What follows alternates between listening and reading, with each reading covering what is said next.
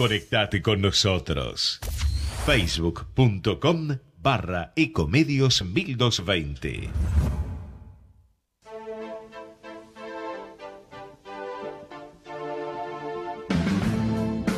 Al derecho y al revés. Las dos caras de la realidad. El yin y el yang de los temas actuales.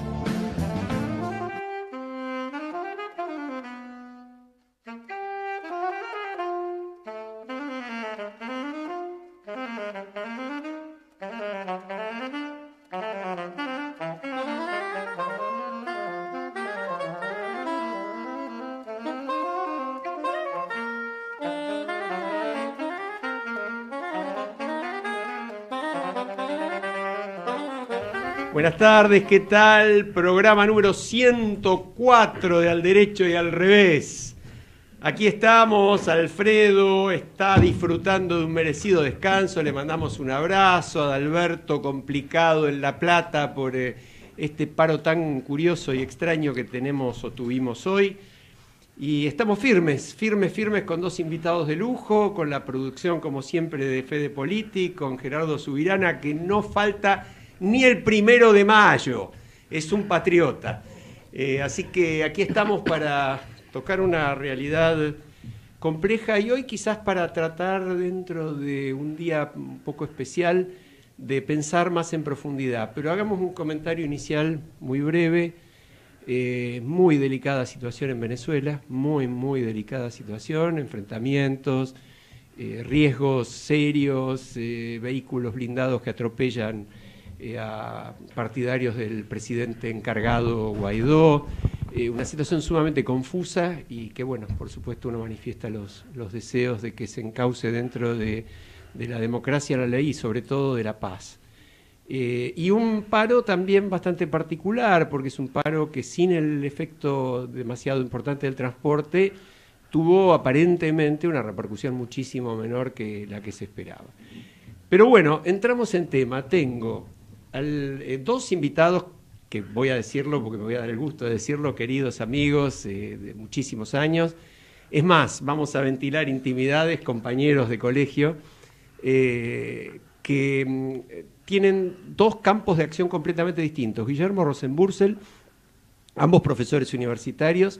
Guillermo fue secretario de Estado de Pequeña y Mediana Empresa, destacado investigador, autor, permanente columnista en diarios de primera línea como Nación y Clarín, un hombre de referencia. En una época, Página 12, pero después no me dejaron de invitarte. Pero un hombre de referencia en la investigación, vinculado permanentemente con los organismos internacionales y docente en la UBA y en la Universidad de San Martín. Emilio Ibarlucía, una larguísima trayectoria también como docente, autor, doctor en Derecho, Guillermo es doctor también desde ya, juez de la Cámara de Apelaciones Civil y Comercial de Mercedes, una trayectoria impecable en la justicia, un hombre que muchos consideramos que debió haber estado, por ejemplo, en otros cargos de mayor responsabilidad, aunque a él no le guste que lo diga.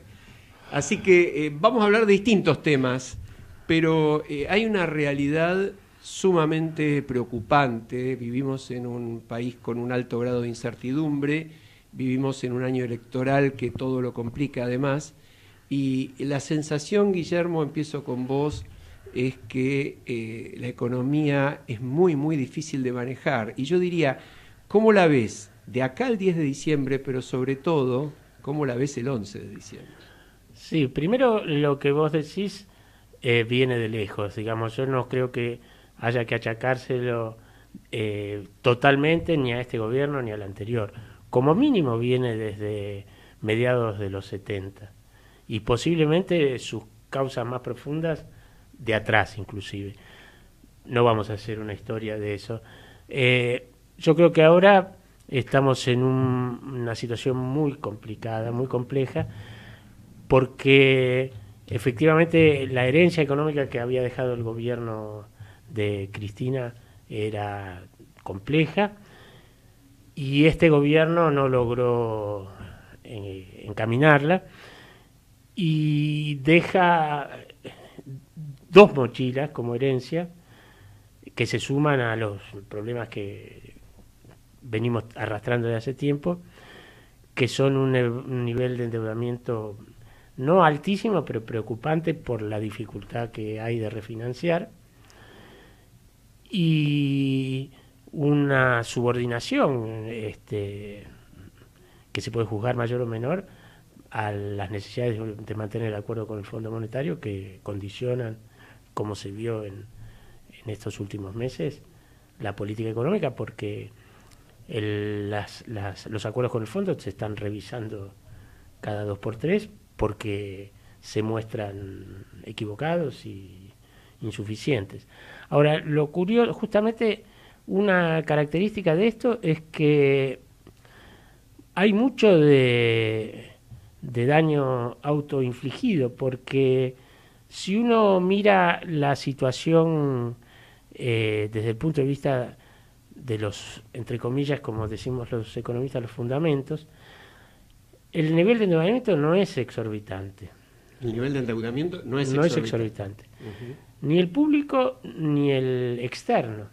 Entonces, en condiciones medianamente normales, la capacidad de refinanciar debería estar presente, digamos. Hay economías con niveles de endeudamiento superiores que están refinanciando, haciendo el rollover de su deuda regularmente. Es cierto, atado con alfileres, nosotros tenemos una situación fiscal mucho mejor que cuando este gobierno asumió. Atada con alfileres, señalo, pero sigue siendo cierto que la situación fiscal es menor. Tenemos subsidios a los servicios públicos mucho menores, y tenemos también una situación de déficit en cuenta corriente menos aguda, digamos, ¿cierto?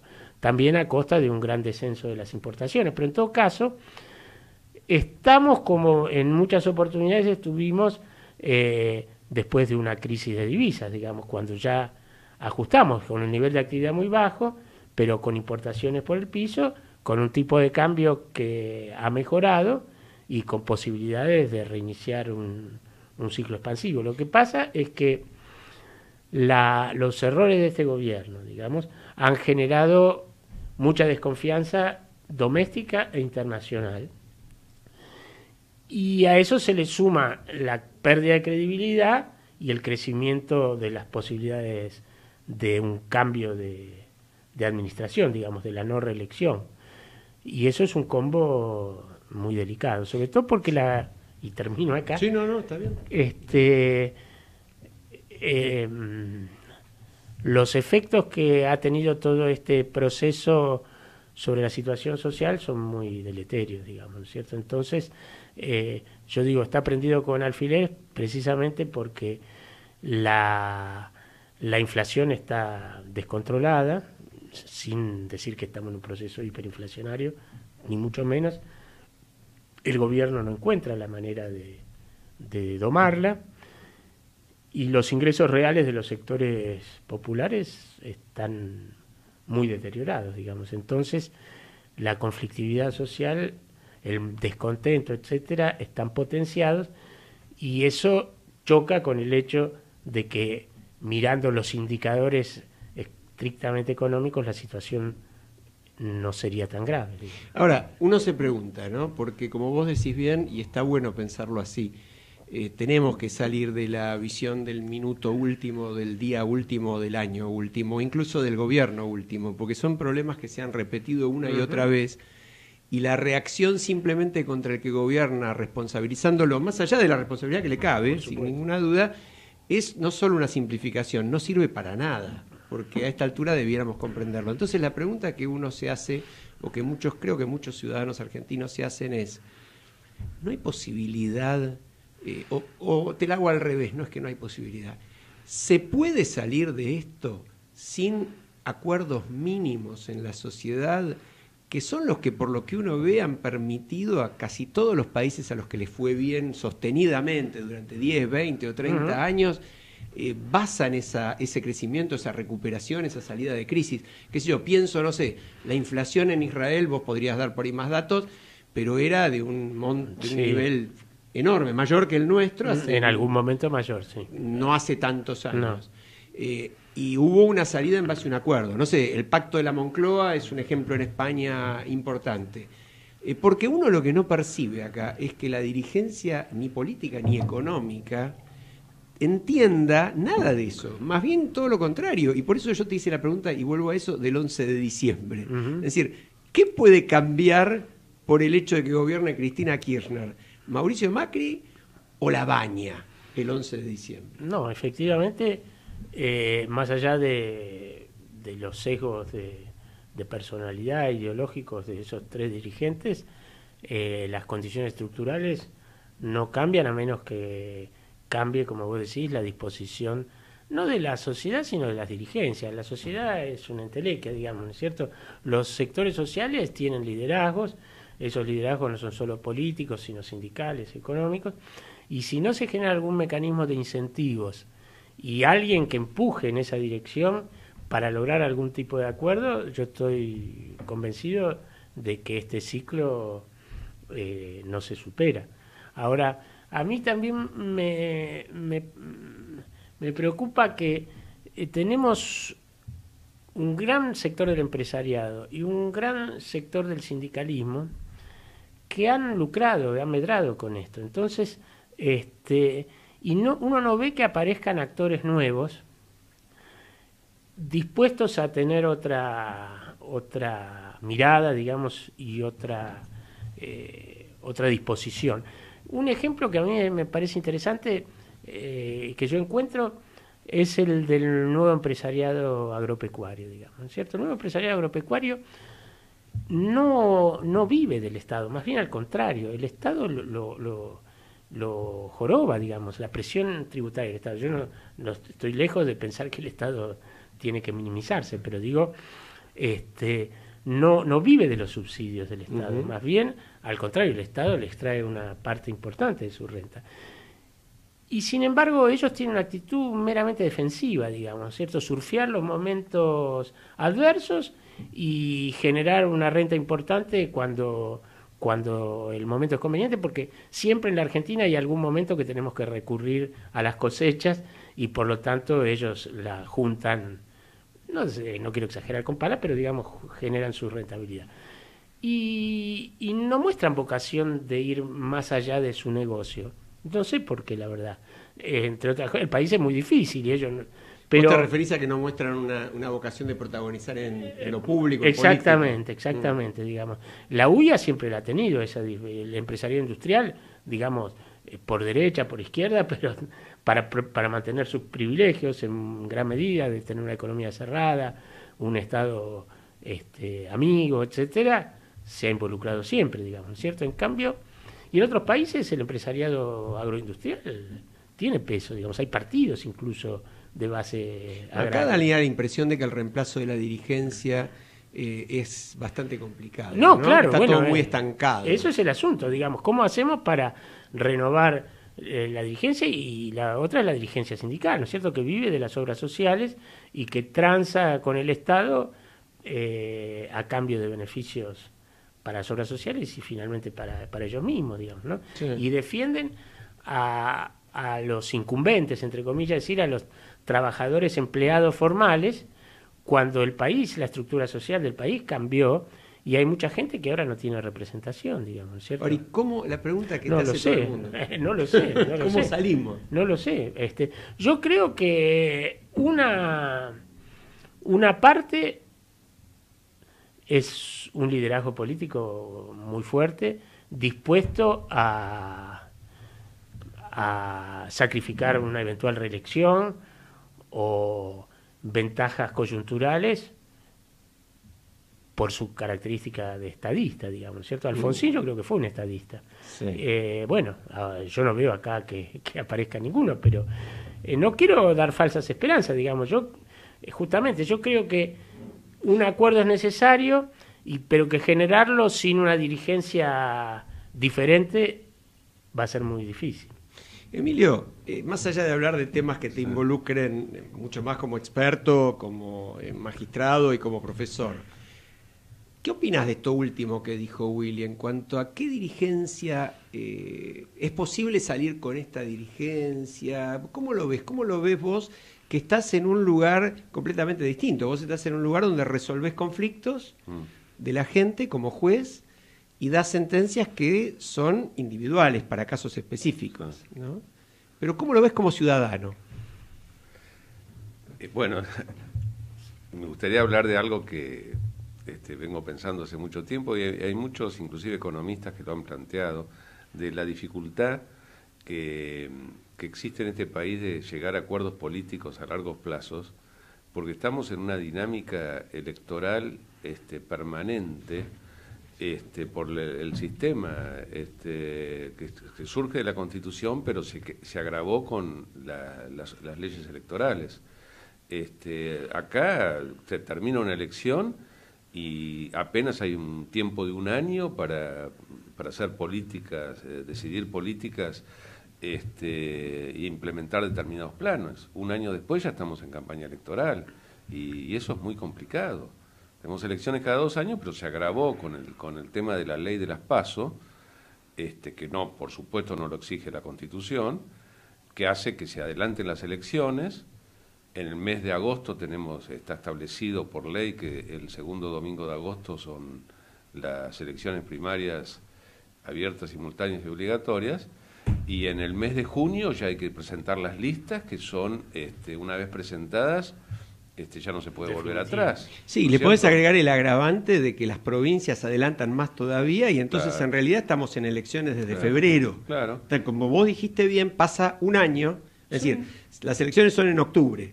Claro. Y a partir de ahí queda el final del año, que siempre en la Argentina se pierde, un año y ya está todo el mundo pensando en cómo hace para ganar la próxima. El diciembre del año siguiente ya estamos de vuelta en campaña electoral. Las provincias, según su conveniencia política, los gobernadores adelantan las elecciones porque tienen su propio sistema electoral. Estamos pendientes de cómo se van desarrollando esas elecciones en las provincias.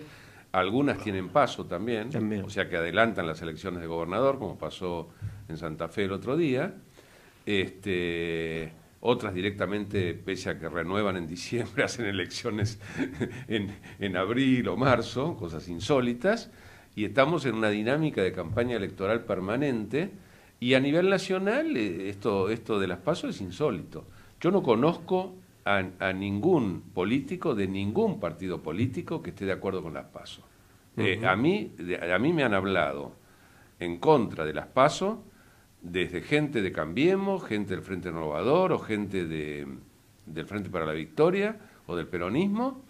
No están de acuerdo, pero ninguno se anima a plantear públicamente que hay que derogar esa ley y volver a un sistema de elecciones. Si cada partido quiere hacer internas, que las haga, es una decisión de cada partido o de cada frente político, que las haga cuando quiera y como quiere. Pero no tienen que ser obligatorias, ni mucho menos simultáneas para todos los partidos políticos el mismo día, porque además no son internas. Es una gran encuesta nada más. Ahora te hago una pregunta, ¿esto existe en muchos otros países del mundo? Así como existe en Argentina, yo creo que es el único lugar del mundo donde existe. Pienso que no hay. Y la ley se llama Ley de Democratización democratización de la política, una cosa así. Bueno, también tuvimos la democratización de la justicia. Y bueno, por eso. Pero no, el uso de la democratización. Exceso de democratización. Sí. Una cosa absurda. ¿Hay algo más absurdo que un frente político, un frente político que presenta un solo candidato presidencial tenga que ir obligatoriamente a las PASO? Cuando tiene un solo candidato, totalmente absurdo. Ahora, en definitiva, ¿qué es una encuesta? Es una encuesta. Es que esto es más que una encuesta en el sentido que acaba siendo una primera vuelta. Es una primera vuelta. En definitiva es una primera vuelta. Que incide mucho sobre... Por supuesto, incide la conducta en las elecciones generales posteriores. Porque en junio se cierran las listas, en agosto se hacen las PASOs, en octubre se hace la elección general, pero el resultado de esa gran encuesta, que así debería llamarse, de agosto, incide en las elecciones generales de octubre. Ahora, dicho para el común de la gente, porque hay también hay poca claridad sobre esto. Las PASOs han sido impuestas por una ley.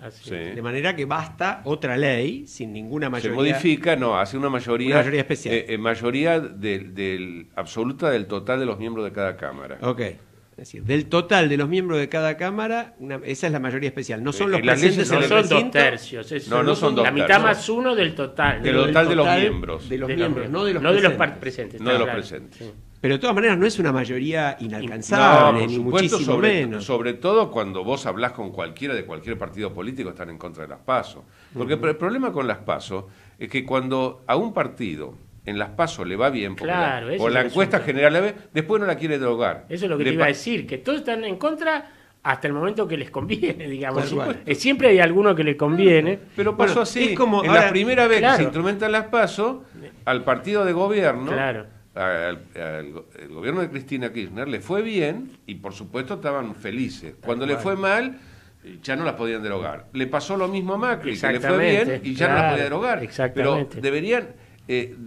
ponerse de acuerdo entre todos. Terminemos con esto. Yo les digo una cosa. Porque ¿no? quiero terminar, agregar algo a lo que te iba a decir con respecto a lo que decía Guillermo de que se adelantan las elecciones. En materia de elección presidencial, el sistema es de doble vuelta, el llamado balotage, ¿no es cierto? ¿Cuál es la idea del balotage? Que en la primera elección, cada ciudadano vota por el partido según Su preferencia. sus preferencias, según su inclinación política e ideológica. Con total libertad, sin con estar total- condicionado. sin estar condicionado. Ujú. Bastante nuestro sistema es en cierta forma relativo, porque Es si raro. yo conozco el sistema electoral, tengo que especular que fulano no llegue a 45, o si no llega a 45... 40 con 10 de diferencia. Si Sí, no llega a claro. 45, que le saque 10 puntos de Claro. diferencia al que viene segundo. O sea que no es el balotaje al estilo francés de donde se tomó. Pero aún así, si yo hago esa encuesta general, es la primera vuelta. Exacto. La segunda es la que debería ser primera y el balotaje es una tercera.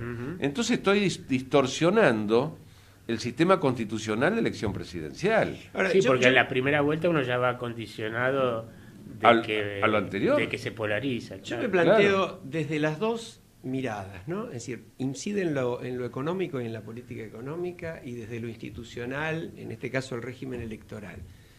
Es tremenda, me da la impresión, la hipocresía y la cosa camaleónica en el sentido de que cambian de color, de Según la partido ocasión. y de lo que sea, de nuestros dirigentes en cada uno de estos ámbitos, porque lo mismo pasa con la financiación de la política, lo mismo pasa con los temas de las leyes de cupos de género, es decir, todo depende de la Con la conveniencia, intervención del Estado en la economía. la intervención del Estado en la economía, Que estás a favor una vez, en contra la otra. todo pasa por, bueno, sí, ni hablemos de régimen al estilo de la historia de YPF, ¿no? Por Con eso ejemplo, bastaría. El mismo partido que la privatizó hizo un gigantesco movimiento de festejo nacional y popular por la reestatización. Ujú. Y en el medio de eso, ni hablemos, el propio gobierno, no partido, que la estatizó, la había... dentro de la privatización había hecho el negocio de la venta de un 25% que, como dijimos varias veces de este micrófono, podríamos haberlo comprado, por ejemplo, nosotros tres, Así es. porque era sin poner un centavo. Pero yo digo, tendría que haber un mínimo, ¿no?, de coherencia, porque fíjate lo que dijo Emilio recién, esta historia de que a alguien no le conviene algo, el desdoblamiento, otra vergüenza, este disparate de que estamos votando de febrero al balotaje. Nadie que pueda ganar desdoblando deja de hacerlo. Las colectoras. Pero casualmente, conectoras. casualmente yo quería, es eso. en mi intervención, enlazar con lo que decía Willy, que cómo se hace política económica cuando al año de una elección ya estás de vuelta en política, en campaña electoral. Todos sabemos, sin necesidad de ser economista, que hay determinadas decisiones que hay que tomar que no son demasiado populares para arreglar Que un país. maduran en un periodo más largo que un año. obviamente. Maduran un periodo mucho más largo de un año. Y son decisiones que no son populares, no son simpáticas, pero todos los gobiernos, ya sea de centro-izquierda, centro-derecha, las tienen que tomar. Ujú.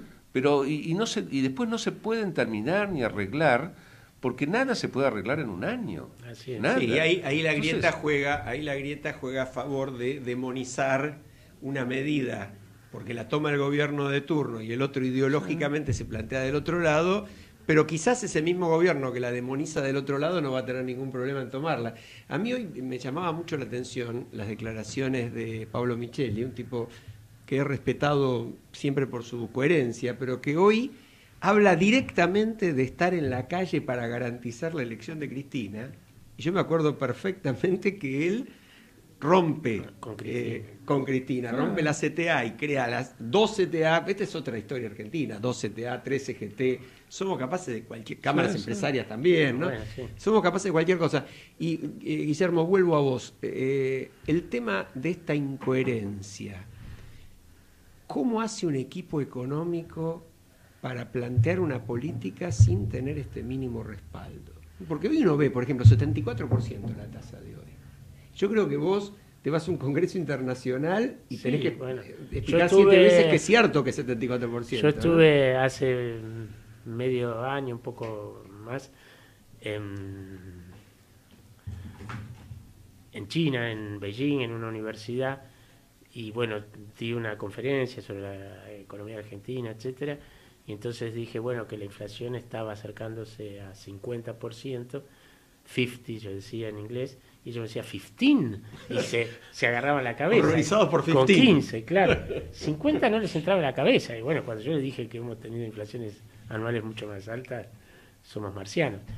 Y efectivamente, estas tasas de interés, o sea, hay otros países que en circunstancias muy puntuales suben las tasas de interés, el Banco Central, pero eso dura 2 semanas, digamos, no dura medio año, un año, eso te rompe cualquier perspectiva de mejorar el nivel de actividad, es así, no hay ninguna duda.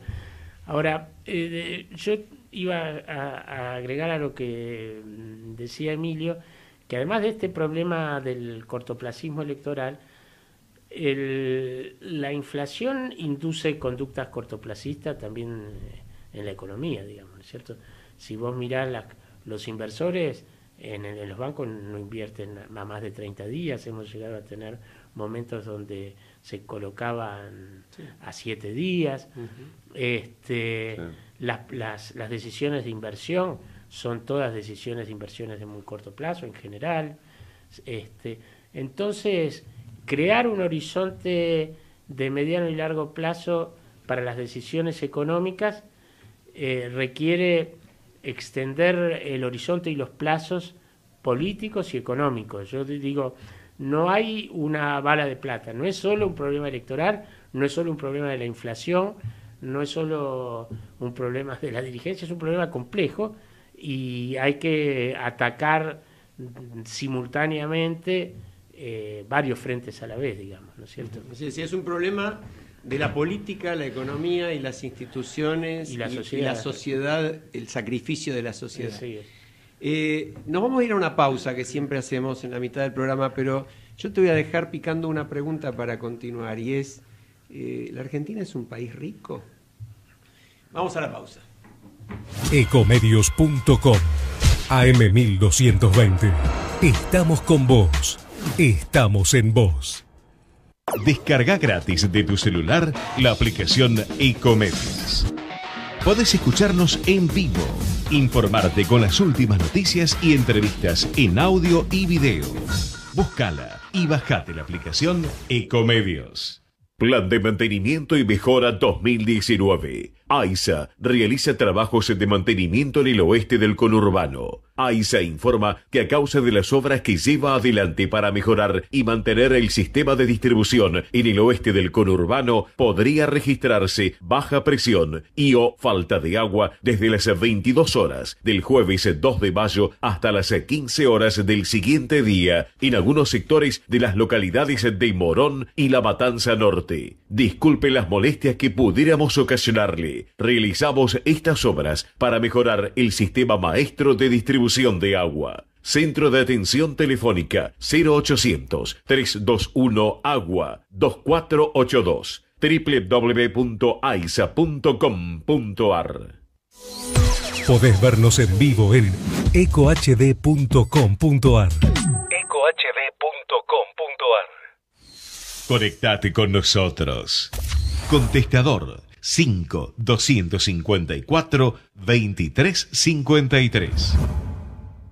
Por fin, Deco Propuestas Decorativas, empresa familiar dedicada a la decoración integral. Cortinas tradicionales, rollers, romanas, orientales, verticales, venecianas, entelados, tapicería en general, toldos. Visite nuestro showroom en Honduras 4613, cuarto piso, oficina 402, Ciudad de Buenos Aires. Contacto al 15 44 78 60 87. Atención personalizada. También nos puede encontrar en www.porfindecoraciones.com.ar.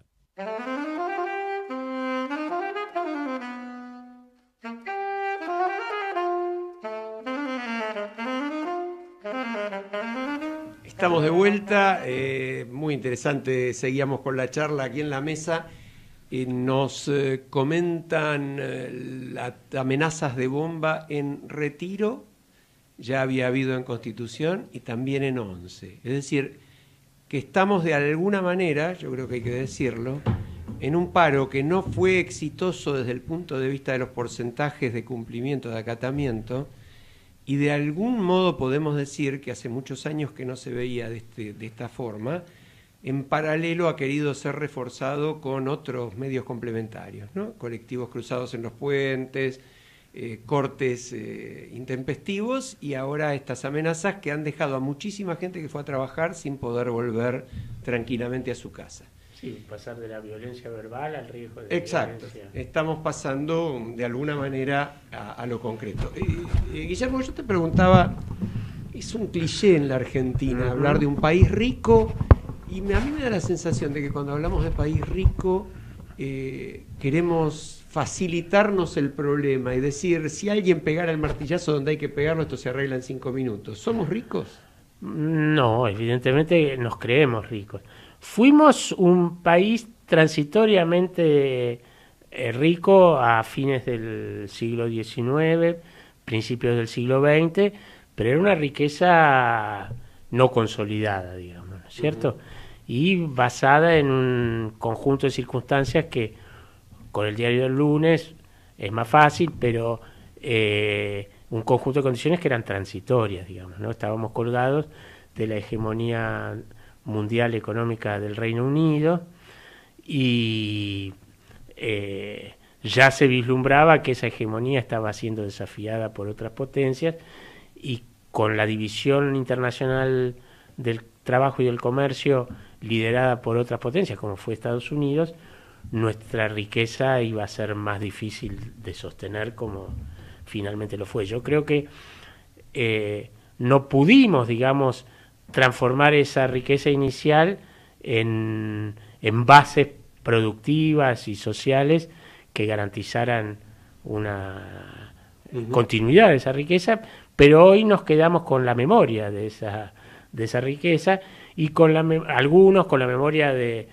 antes de la crisis del 30, del centenario, y otros con no diría la ficción, pero también el momento de riqueza del primer peronismo, que tampoco fue tan prolongado. Y no aceptamos la idea de que al no ser así no es tan sencillo de resolver. Exactamente. Ahora, yo te agrego un por elemento. eso, perdóname, desde el punto de vista económico, muchas veces la perentoriedad de las demandas, porque la gente dice somos ricos, digamos, claro, claro. Alguien me afanó los recursos y se trata de redistribuirlos. Yo tengo derechos adquiridos y quiero recuperarlos ya, digamos, ¿no es cierto? Entonces, pero eso una cosa, llama la atención que en paralelo la gente mira para atrás en vez de mirar para adelante, ¿no? Pero en paralelo, en un mundo donde el conocimiento parecería ser la principal riqueza, bueno, bastaría Japón y muchos países de la zona de Asia, del sureste asiático que lo demuestran. Y en ese aspecto los argentinos todavía se siguen destacando en el exterior. Sí. Es decir, los científicos, los técnicos argentinos que emigran tienen roles destacados en una proporción que no tiene que ver con la población argentina. Y tampoco tiene que ver con los recursos naturales. No.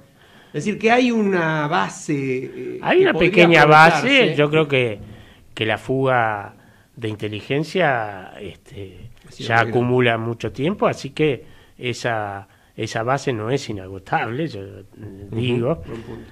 Creo que eso lo vamos a sentir más cuando las próximas generaciones se vuelvan adultas, porque digamos el fracaso escolar ha ido agravándose. Bueno, no quiero hacer tremendismo, pero si no aprovechamos los recursos que nos quedaron, Ahora, y ahí les pregunto a los dos, les pregunto a los dos, porque me parece que esto sí es un aporte. La educación nunca ha sido un campo de batalla demasiado grande a nivel político, en el sentido de que, salvo alguna excepción, no sé, laica o libre se me ocurre, pero ya nadie sabe ni de qué se trató, los que nos escuchan, salvo algunos mayores que nosotros. Bueno, no, el momento de la ley 1420. Claro, bueno, por eso, pero estamos hablando de la historia. Sí. Pero es un campo donde parecen más fáciles los acuerdos, y hay acuerdos. De hecho, hay acuerdos hechos por dirigentes de distintos partidos políticos y de distintos sectores positivos en ese sentido. Pero no se consigue una política de Estado en ese sentido. Ustedes son los dos profesores universitarios. Emilio, ¿cómo la ves a la universidad hoy, desde ese punto de vista? ¿Hay una prioridad, hay una mirada del Estado hacia ella? Y hay, pero lo que pasa es que hay toda una tónica de facilismo en la universidad, de demagogia facilista, los gobiernos tripartitos en las facultades ya no saben qué hacer para hacer reformas, para que los cursos sean más breves, para que se exija menos breves, para que se exija para que se pueda aprobar las materias con notas más bajas, de promoción sin examen, no sé cuántas oportunidades para dar para rendir los parciales, materias que deberían cursarse en 4 meses, de golpe se cursan en 2 meses.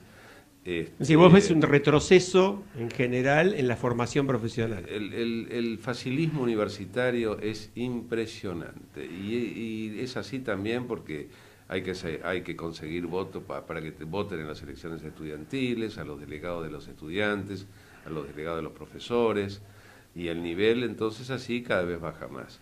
Y ni hablar de las universidades privadas que ahora tienen carreras online, donde se cursa toda la carrera chateando por internet, y los chicos no leen un libro ni por casualidad. En la Universidad de Buenos Aires también se ve eso, se leen cada vez menos, por lo menos eso es lo que yo veo en la Facultad de Derecho. ¿Y la investigación, bien. Guillermo?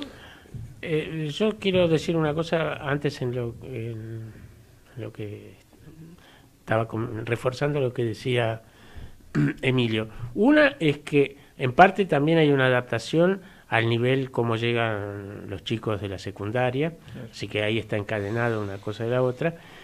Y la segunda es que, digamos, hay una distorsión del significado de lo que fue la reforma universitaria, digamos, ¿no es cierto? Porque una cosa es la educación universitaria gratuita, otra cosa diferente es el acceso irrestricto, y otra cosa es que hoy en día habría que poner en discusión si tiene sentido que la universidad sea 100% gratuita para todo el mundo, digamos, ¿no es cierto? Por lo menos ponerlo en discusión. Justamente porque hoy en día con la expansión de la matrícula, la cantidad, la proporción del presupuesto destinada a la investigación cae a pique, digamos, ¿no es cierto? Uh-huh. Porque todo va para pagar sueldos docentes de profesores que muy pocos son de dedicación exclusiva, y que están dedicados exclusivamente en la universidad a la enseñanza. Hay poca y esto dedicación. Se encadena con lo que decías antes en cuanto a que en el futuro vamos a sentir mucho más todos esos talentos y capacidades que se nos fueron, ¿no? Vamos a cambiar un poquito de tema y lo tenemos a Emilio, que es un especialista, es un constitucionalista de nota en la Argentina, aunque a él lo ponga nervioso. Yo estoy absolutamente convencido de que es uno de los tipos que más sabe de derecho constitucional. Y hay un tema que él conoce bien y que está muy en el candelero, que es el tema del juicio por jurados. Un tema medianamente novedoso, a pesar de que hay provincias donde existe hace bastante tiempo, pero que ahora está muy en el candelero a raíz sobre todo de algunos juicios notorios y espectaculares, como el de el médico que mata al ladrón que lo estaba atacando. A mí me gustaría que vos le expliques a la gente en palabras lo más sencillas posibles cómo funciona el juicio por jurados. Es decir, es un juicio, por ejemplo, que requiere que el jurado diga por qué condenó o absolvió, cuántos hacen falta para condenar o para absolver. ¿Cómo funciona? Porque de esto no se habla mucho. Bueno, el juicio por jurados existe en algunas provincias como Córdoba, Río Negro, Neuquén, en la provincia de Buenos Aires, y está reglamentado en forma diferente en cada provincia, ¿no? En general, y hablando de la provincia de Buenos Aires, que es un poco lo que más conozco, sintéticamente el sistema es así.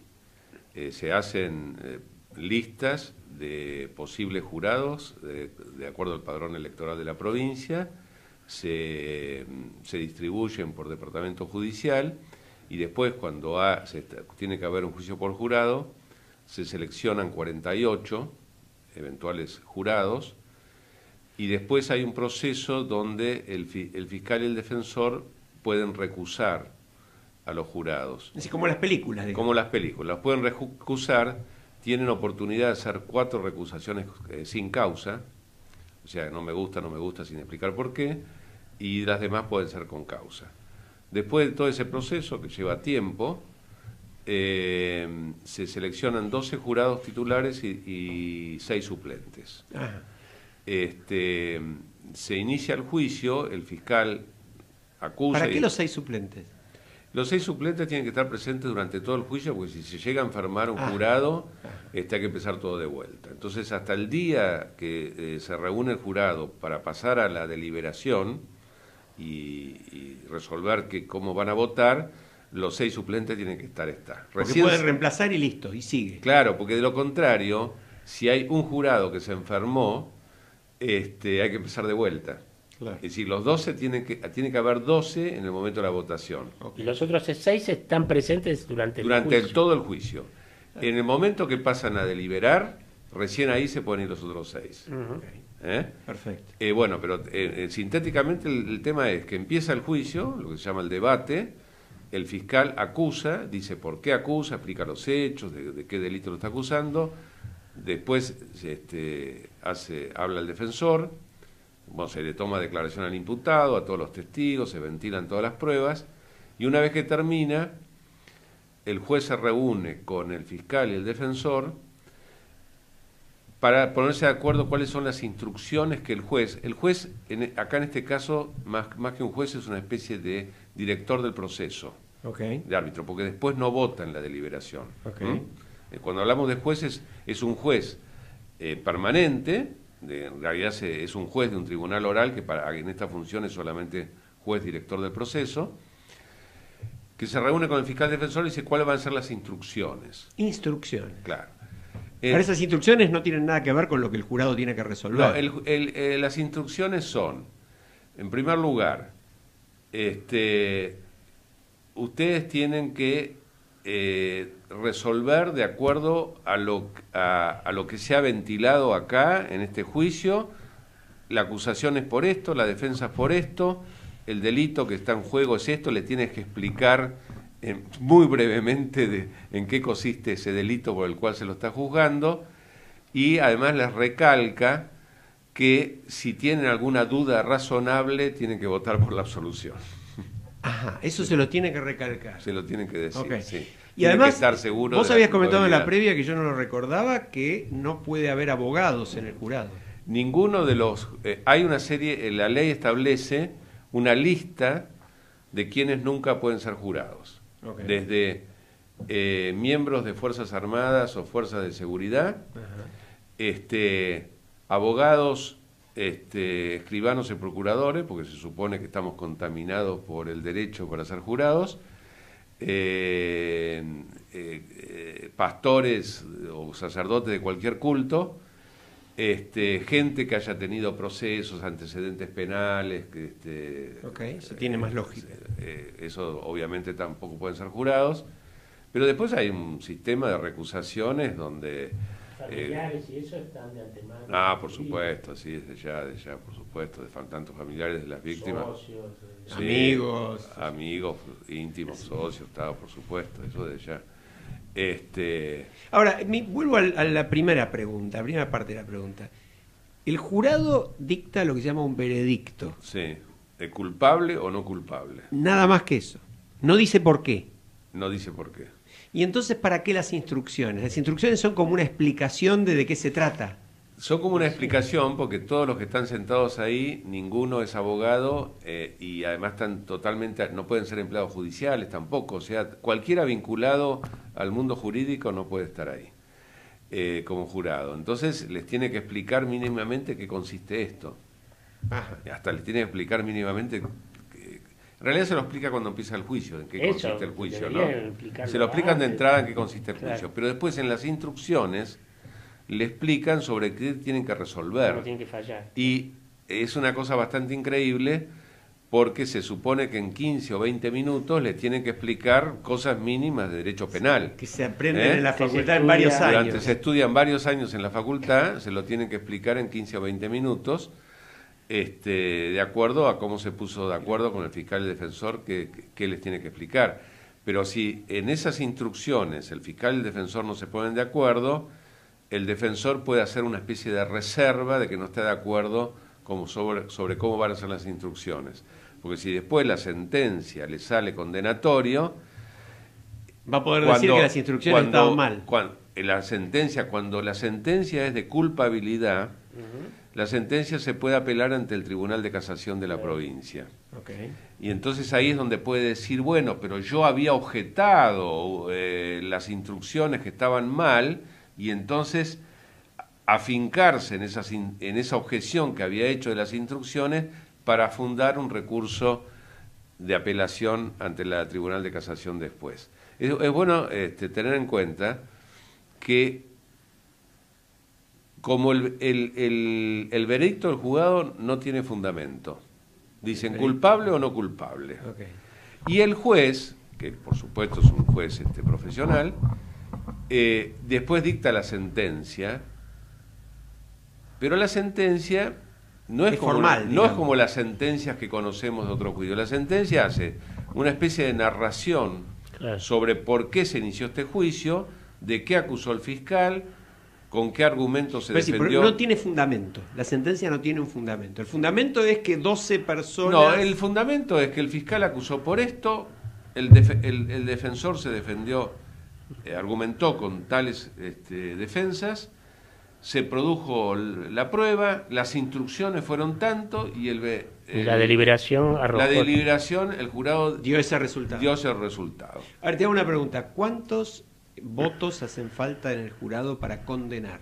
Cuando aclaremos que solamente, estoy hablando de la provincia de Buenos Aires, la provincia de Buenos Aires, sí. Solamente pueden ir a juicio por jurado aquellos delitos que en el Código Penal tienen prevista una pena max, la pena podría ser mayor a 15 años de prisión. Okay. ¿No? O sea, si el máximo de la pena es menor a 15, no se puede optar por el juicio por jurados. Y para condenar hace falta de un jurado de 12, 10 votos de culpabilidad. 10 votos. 10 votos. Y si es de prisión perpetua, sí tiene que ser por unanimidad. Okay. Lo cual es bastante paradójico, porque si el delito en la escala penal solamente tiene prevista prisión perpetua, caso del homicidio calificado, ¿no? Si no llega a la unanimidad, queda suelto. ¿Te das cuenta? Claro. No, es decir, si llega. Vos mencionabas el caso, por ejemplo, de Farré. ¿Pero el fiscal puede apelar en ese caso o no? No está prevista la absolución ni del fiscal, ni del particular damnificado. El particular damnificado es la víctima. Sí. En caso de absolución. Es decir, un jurado absuelve y eso es inapelable. Inapelable. Es la voz del pueblo. La voz del pueblo, inapelable. Entre comillas, la voz del pueblo, ¿no? Sí. Es inapelable.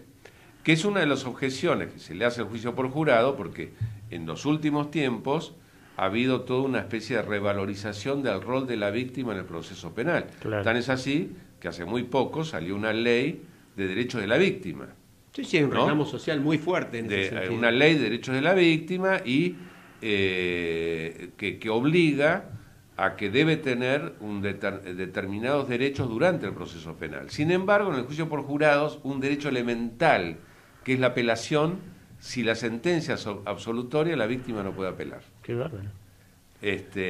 Pero y el otro problema me parece que es el peso de lo emocional, digamos, ¿no? Y sí, por supuesto. Bueno, es que lo que está ese de es lo el que dice problema, Emilio digamos, surge ¿no? justamente que Claro. el objeto de la ley es sacar la resolución de estos casos de la esfera de la ciencia jurídica, llamémosla si se la quiere llamar ciencia, de la fundamentación, en un momento en que la fundamentación es parte esencial de cualquier resolución, y la estamos poniendo en el terreno emocional de 12 personas que no tienen que saber nada de derecho y no tienen que tener ninguna vinculación con el derecho. Sí. Ahora, ¿qué pasa? En la práctica, como esa idea de que la la justicia pena ciega como la desaparece, pena ¿sabes? como la pena máxima, la pena que eventualmente se podría aplicar para que pueda ir a juicio jurado son 15 años, en la práctica solamente son los delitos de sangre. Claro. Es decir, homicidio en ocasión del robo, ni hablar homicidio, violación, que es un delito grave en la Argentina, por supuesto secuestros extorsivos, pero son delitos graves donde a lo mejor se puede decir, bueno, y la gente común tiene un sentido común en esta materia. Claro. Sí, sí, pero tiene un sentido común. ¿Cómo evalúa las pruebas? ¿Cómo evalúa los cómplices? Claro, los que critican el juicio por jurados, en este caso hubo una sentencia de un juez de un tribunal oral de Azul que dijo que era inconstitucional y con una muy buena fundamentación, interesante, porque no garantizaba los derechos de nadie, porque hace toda una argumentación donde decir que el derecho había, sobre todo el derecho penal, evolucionaba hacia la ciencia penal. Entonces, claro, los delitos tienen una tipificación determinada, precisa, la inimputabilidad también es una cosa muy técnica, muy precisa, las causales de exhibición de responsabilidad penal también, como la legítima defensa, el estado de necesidad, son todas cuestiones muy técnicas que hacen a los derechos de los imputados y de las víctimas también. Ahora te saco Y de lo técnico. Todo eso no lo conocen los Te saco jurados. de lo técnico. En ese contexto, el caso concreto que estuvo en todos los medios la semana pasada, el médico que mata, asesina, digamos, no necesariamente, porque al ser declarado no culpable, mata al ladrón que lo ataca. Porque hay algo que vos también nos habías explicado en la previa, y es que ante una sentencia, un veredicto muy absurdo, extremo, el juez lo puede anular. El juez lo puede anular, en cuyo caso hay que hacer un nuevo juicio. Sí. ¿Vos lo ves como posible, más allá de lo social y de lo político y de la opinión de la gente? ¿Vos veías como posible que en este caso se anulara la sentencia? No, en este caso no, porque lo que se estaba discutiendo es si había actuado en legítima defensa, es una cuestión de análisis de los hechos, de cómo se ventilaron los hechos, se discutieron los hechos ahí en esa audiencia del juicio oral por jurado, no, de ninguna manera. No, de ninguna manera. Ahora, yo te saco de ese tema y te llevo al del carnicero que hace unos años en Campana era, ¿no? No me acuerdo. No me acuerdo, pero era en Campana, Zárate, por ahí. Sí, Zárate, por ahí. Que después del hecho después del hecho lo persiguió lo arrinconó con el auto y después que el ladrón chocó, lo aplastó con la camioneta y el jurado dijo no culpable. Sí. Obviamente todo el pueblo quería que lo absolvieran, pero ahí caemos en Fuente Ovejuna, ¿no? Es decir, claro. Sí, una cosa es comprender que el pueblo quiera que lo absuelvan, otra cosa es cómo tiene que fallarse en un juicio, me parece que es así, digamos. Porque fíjate que uno puede entender... Tenemos muy poquito tiempo, pero me parece que es un análisis que vale la pena. Por eso perdón que te interrumpí. No, sí, pero un análisis que vale la pena. 2/3 de las sentencias de juicios por jurado, que ya hay unas cuantas en la Argentina, son condenatorias. Sí. Entonces eso marcaría casi en principio algo distinto a lo que estamos hablando. No, 2/3 los condenaron. Yo lo que querría saber es cómo funciona esa estadística, analizando quiénes eran los juzgados. Claro. Porque calculo que esas condenas son casi todas para los que digamos, para los ladrones, para los de sectores sociales más bajos, para los que no tenían una buena defensa. Y en cambio a gente como este médico de otro lugar en la sociedad, el carnicero, por más que lo haya perseguido y lo haya aplastado con el auto y todo, para eso bueno, pero son dos casos de personas que habían sido víctimas de un delito en ese momento, ¿no? Ahí en los dos casos se discutía si habían actuado en legítima defensa o no. No creo que sea que lo absolvieron. Pero vos ves legítima defensa en alguien que persigue a otro una hora. Y bueno, lo que se discutía era si podía haber exceso en la legítima defensa, que es una de las variantes del Código Penal, que igual tiene condena pero atenuada. Pero acá no hubo ni condena atenuada. No, ni eso.